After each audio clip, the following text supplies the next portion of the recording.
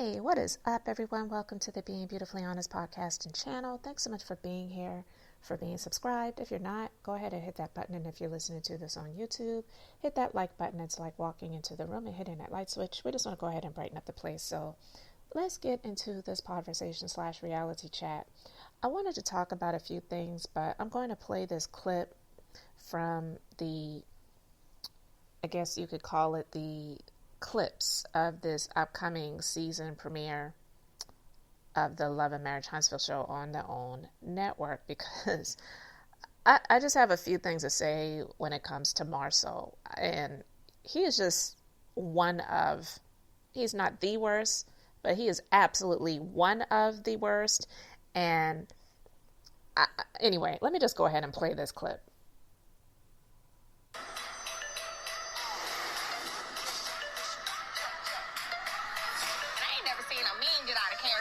Drug test. She high right now. Call the police and drug test them. Do it, bitch! This is the second time you're comfortable enough where you can have an argument with my wife in my presence. She's been on drugs for a while. You don't let her come around you anymore. Marsau always involves himself in the ladies' discussion. You're valuing what women say. I know you're not used to being valued, but I'm telling you right now, you're valued here. Damn, mister, let me get the last word. Marsau just he made that comment of, guess who owns Scope now? Slap. There wouldn't be no Scope without me or Melody. You're damn lying. Don't downplay what Melody I did for you or y'all. In what way did you help me? Marsau. You still owe me $3,700. This money thing is growing legs. Why? Marsau said nobody paid nothing. He's a sarcastic ass. The Black Expo next year will be better because we're going to do certain things that you guys said. I think you should let Tisha talk. Because what you doing is all over the place. Mr. and Mrs. Steele, thank you guys. You know I'm busy, she's still, right? Man, you know my name. See, I don't know if you playing or is you for real. Yeah. Because, see, I'm for real all the time, so is he going to do that? Because if he don't do that, it's going to be a problem. Oh, yeah. Anybody can get slapped. What's up with Lou anyway? I haven't seen Lou. They don't never come on? Everyone literally keeps asking me, like, where's Lou? Where's Lou? Where's Lou? He just had a baby, and I need my husband. So what, you want me to start working? This is like me saying I want you to start working when I need you to be more present. We knew what we were getting into before we got into it. Do you ever feel depressed? It's just a lot. There are certain things that are not going to happen for me. This is really up. Making love to your husband and your wife is an emotional bond. If you're not getting that emotional connection at home, chances are you're going to get it someplace else. Biggest regret is that I had 4 kids by a dude that never made me. Whoa, never? She had an affair on me, too. With multiple guys. Can't say I believe that, Martin. God damn. Don't ever talk about me cheating unless you talk about her cheating. Period. But y'all stop. How about that? She the first. This intimate ceremony for Melody, Cherie, Rogers. I know we've gone through a lot. Just want us to stay in a really good place. These are for you. From who? From me. For you. From me. Martell, sweetie. No, listen. You're wearing that ring that I got you in 2008. I'm manifesting. Yeah, I guess you got the memo. We're going to Houston. Hot boys. Hot girls. Hot girls. To love, health, and prosperity and friendship. Woo! Cowboy. Wait a minute now. I'm looking at you, Jimmy. No, you ain't. I'm looking at you, baby. No, you ain't.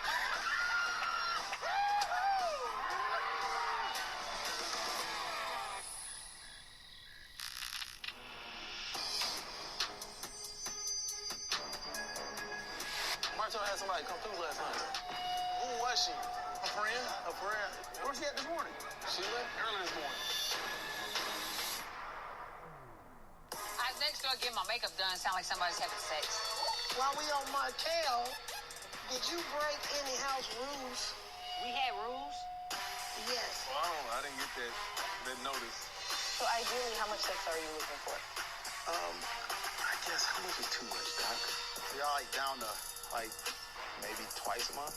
Like normal married people? Wherever you want me, girl. Here we go. You know, I was sick a lot, right? The last time I remember feeling that way, I was pregnant. So I had to go take a pregnancy test. get a blood test. That is so disrespectful. I think it's very disrespectful to get Yes. pregnant on your husband, got a vasectomy. Marsau and had an affair. One night, and this other girl went out to the club. Marsau was there. The two of them hooked up with Marsau and had a threesome. I'm gonna bust my tail in his What the hell happened? You cheated on him too. Now did you cheat on him too? Give me the goddamn answer. Because I'm tired of him saying I don't know you again. I never cheated. That's not me. The truth is, I understand both of y'all. Hey. No, I don't need this.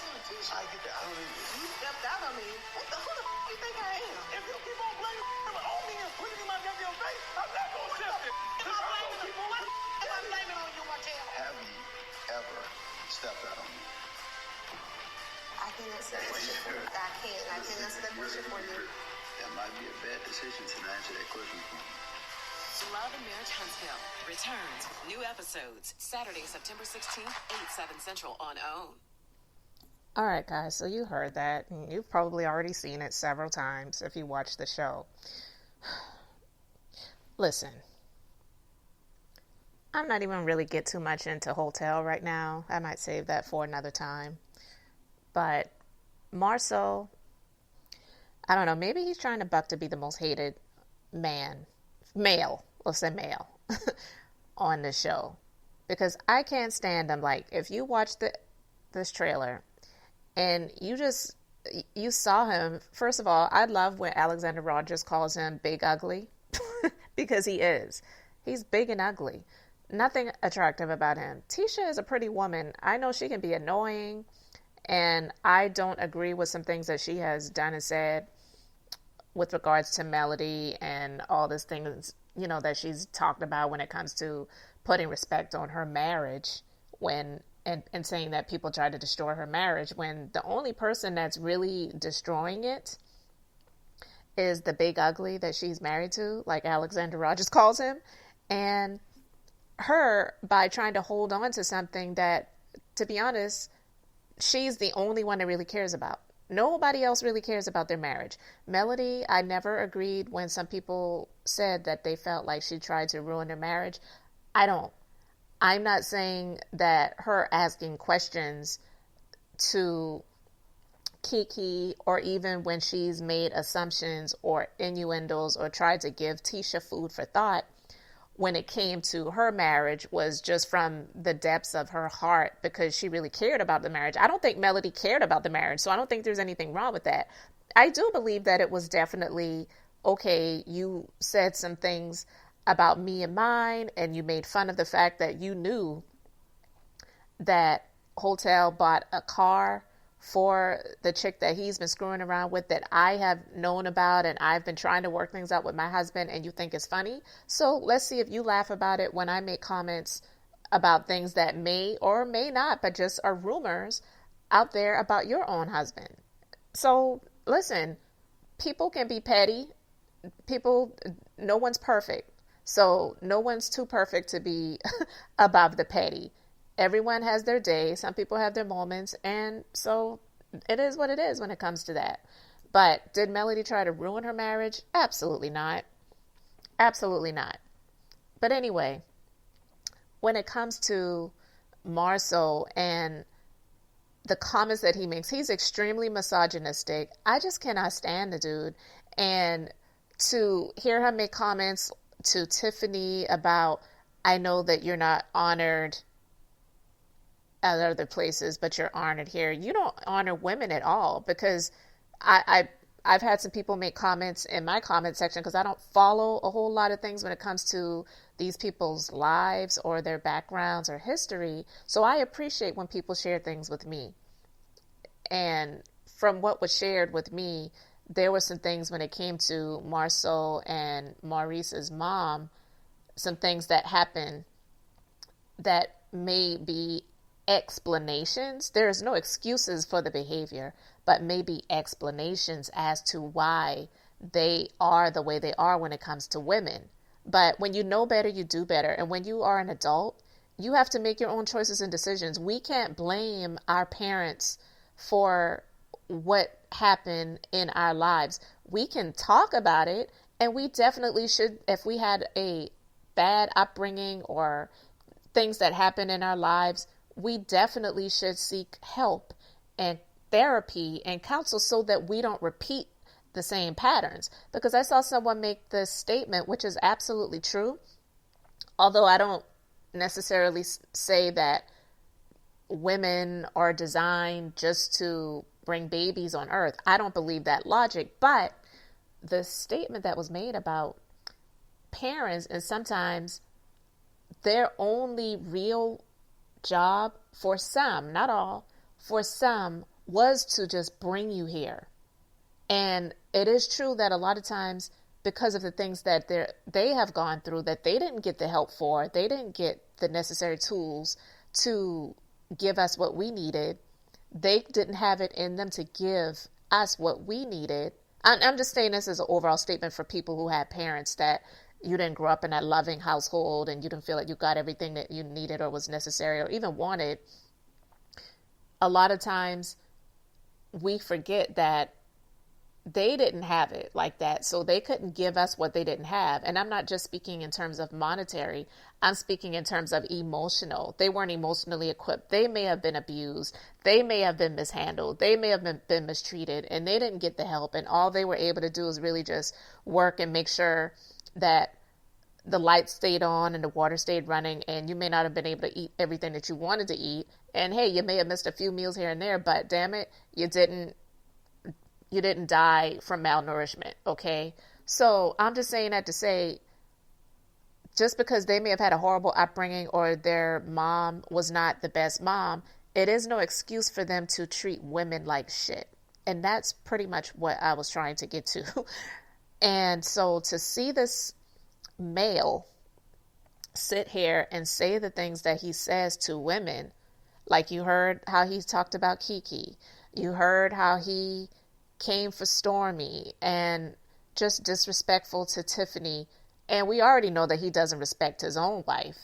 So there's no excuse. There may be explanations, but if you claim to be so wealthy, get your ass some help so that you can stop treating women like shit, because somebody's going to beat his ass one day. And honestly, I feel like it's long overdue. Kiki's husband needs to drop him, pick him up and drop every freaking pound of him on the ground. Stormy's husband needs to drop him. Just plain up front, outright disrespectful to a woman in front of her husband, pretty much basically saying that he doesn't have respect for either one of them and he doesn't believe that they can bring the smoke. So he needs to see that fire. And when Kiki's husband made the comment about how he feels he has the right to just say whatever he wants to say to her and in front of him, that's, to me, evidence that he doesn't believe that the men that these women are married to are going to do anything. So you have to show him better than you can tell him. And I get it. You all are on a TV show and you're trying to do whatever, but beat his ass. You don't have to do it on camera. Beat his ass. I cannot stand him. And I'm not even one that advocates for violence, but there are times when I definitely understand, just like Malcolm X. Malcolm X said, I don't call it violence, I call it self-defense. And yeah, some people may say, well, self-defense is when someone put their hands on you first or they throw the first blow or whatever. His words are weapons. And he needs to be taken down. I cannot stand him. You know, Carlos King, as fruity and fairy as he is extremely misogynistic. You don't have to be extremely masculine to be misogynistic. And he is. He's misogynistic. He's extremely obnoxious. And he gets off on seeing stuff like this. It really gets his whatever flowing. And I can't stand to see it. Some people may think it makes for great TV. Yeah, we watch it. But is it great TV? That's questionable. And so for him to prop up people like Marsau, like I just recently talked about, where I was in passing seeing that last episode of Love and Marriage Detroit, which is a horrible show, by the way. It's horrible. It's a horrible show.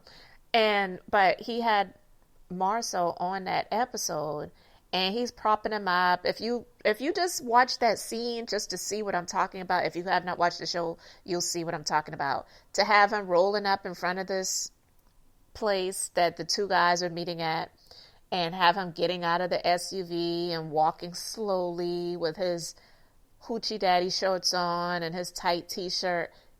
He's just horrible. But, you know, and the music that he was playing in the background, and they're talking about how he's a boss and he put Huntsville on the map, and he's got this and he's got that and he's got the other. And none of those things that, from what we know, are really true legitimate successes or things that he actually outright owns himself. So the success that they're trying to boost him up on is extremely questionable. And then to hear him having the discussion with Hotel, you know, a broken clock can be right at least a couple of times a day. And even though Hotel loves to put himself in the front of Melody when it comes to things that happened while they were married, we know that, one, it's because down there, especially in that southern area, where they have that type of mindset where it's this misogynistic, this male-centered, man is head, and, you know, the man leads and all that other stuff, that they will always put themselves in the front. But we know that Melody was the one that was the success of all of that. So when it comes to Scolt, to hear Martell, I'm going to call him Martell right now, Martell and Marsau having this conversation about Scolt, and to hear what Chris said to Martell about Marsau making the comments about Scolt, and he doesn't want to give Melody and Martell any credit, you know, to hear Martell talk to him and say, like, we absolutely deserve credit for it. If it wasn't for, he said Mel and I, he will never say, he said, if it wasn't for me and Mel, he will never say Melody and me or Mel and I. He always puts himself in the front of it, but whatever. Either way, if it was not for Melody and him, there would be no Scolt. There wouldn't. And so I feel that being on this show, some people just can't take he's not famous by any stretch of the imagination, but he is now a public figure, and people do definitely know about him because he's on TV. And for some people, it really bolsters their ego, so much so where it's in a place that, is it too far gone? Is it too late?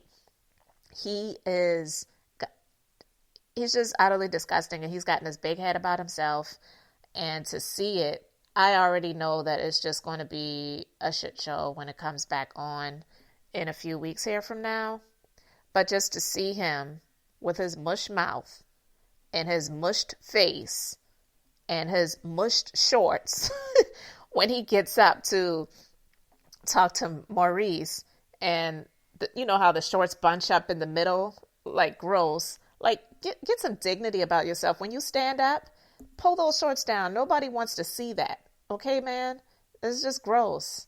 But anyway, to just see him and the way he tries to come off as being so intelligent, the smartest person in the room, I just can't stand him. I really would love to see a nigga drop that man, because I feel that he needs it, and I feel that he continues to blow smoke, and he feels that nobody's going to give him what he needs to get. But he needs to get it. And this thing about Tisha possibly being pregnant, I just feel that that's like a storyline that they're doing, because we know that he and Maurice got vasectomies. Listen, you can still get someone pregnant. The chances are very, very, very, very low, but it can happen. But for him to have that response to Tisha about, well, if you are pregnant, I'm going to need to get a blood test, instead of just the first thought being, well, I need to go and speak to the doctor because I had a vasectomy. How could this happen? Versus just immediately assuming that Tisha cheated on him. But all the stuff that Kiki was talking about, we know that that was not a surprise. So yeah, nobody was surprised about him sleeping around. Now, the thing about the threesome is like, who? Like, even that, it's just like, who would want to? First of all, who would want to with him, period, alone? But 2 women at one time? Yuck. Just gross, okay? But when we saw him confronting Tisha, asking her about if she had ever stepped out on him, and we saw her giving him the response that she got from him when he was asking her about it, and he was saying, I can't answer that question for you, she pretty much did the same thing to him. Anyway, they're just ridiculous. I don't really care anything about their marriage. Most people don't either. We already know that he has been unfaithful, or we've believed it, I should say. We have not had any outright legitimate proof, but most of us do believe that he has not been faithful to her. But we don't really care. It's just the fact that Tisha tries to just stand on this holy marriage that she has that no man can put asunder, when no man is trying to put it asunder except for the man that you're married to. Nobody else cares. And he doesn't care about it either. He just continues to embarrass her over and over again. Still no Scott Menor. No foundation has even been poured. The ground has not been leveled. It's like, is this supposed to be Chateau Charest Part 2, where it's going to be 10 years before it's built? It's just like ridiculous. It's crazy. But anyway, guys, I wanted to talk about him because it was mainly what I saw about him in the trailer that just really ticked me off. And I just can't stand that dude. I don't like any of the men from this show for the most part. But Lou, Big Lou, Tiffany's husband, I don't know. I mean, I know they said that they got married pretty quickly. But to me, I just feel that he doesn't really want to be around those people. I'll be quite honest. I really don't feel like he wants to be around them. And yeah, he has to work. She wanted to have another baby. It's going to cost money to do that. And I don't think that show was paying them that much. I don't. So anyway, guys, I just wanted to talk about that. Let me know your thoughts in the comment section. Thank you so much for being here, for liking and subscribing. I'm Beth, just being beautifully honest. So until the next time, I wanted to keep it brief, beautiful, and now I'm going to say bye.